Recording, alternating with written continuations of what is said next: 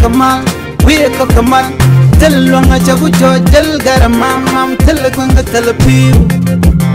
bel to chadak pa kon ramamane leran shala rewish ka ko ba lerum bej ka gwas mi shet ka pan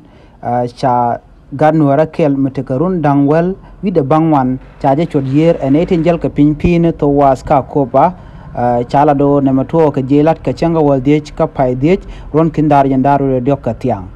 andol dana sha yodier enetin kon njel gare yer shirka meche to ko gwasi dare wi ko ulang wajen te to wat kana masnika gwada pai ka ben gwa kurka kan wana mo chu nyur ka tom riai ki wi riai ka che jogla che jeriet yer kan gwasamo chu te ga meche kap mu chu je yodier chu na da gwada mo ne ko dolo kon fu kan kel chu ko chu pot chu na chu kan chu ring da wich machana cholo china bento wa chara mo chaja kamra re yer en gar to dan te kurun wolwan ma cha yodier cha je gando jen che yer je jen ke che yer de shalong ma cha kamra re yer o kaneden kontin che je yodier tan kanjek en gwasamo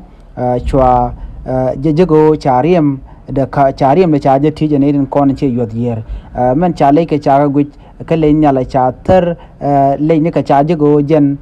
chariem cha je kamra ko le ke lonyriam ten numa charem de chaje lot namo me chala rewi ka ko ba mi chitwo en lera me mo kwala lara ke jen gwas me kwala jongne diala kon re wich ka ko ba ki en gwad en werte no chwale la pa ga yer en tama chete ka nas ti na kanare yer ko be kerim na be kan ka kan be kan ko kwak en me cha kon lat ka gwas dan ko lang ke me cha gan matot nyal me cha je yodier chwariem de chwaje nanga kene to ka chwaje ga lo cha ponde chaje yan ke biendin kon la yan ka bot muluno charim de chaje wodier kane diala to te la tije to ala do ke ne kon te ke an jiwo ne ke an jiwo kon tin la jel ge yer ke na son kon jel ge yer tin gor ka ne riem la je ya kwa ke riem te ka yotu wan na mo kel michala do chi to re we ka ko ba ka jen gwasme en man to re nuore ka jen gwasme be ken organization kon de tin ke ji yer dana jel kana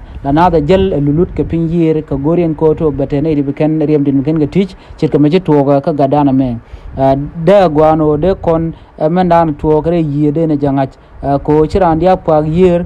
gwan mulung da pa gwan me janjain ko chiri ko mishena me che de to ko je chir ka ne de kon la gat la pa ga wer che gwa de ran de pa wer ko te ga na de shi lele lu na me la dien kene to ka ne ti dier ka tegnat ka kuje mo goro je de yan ma se de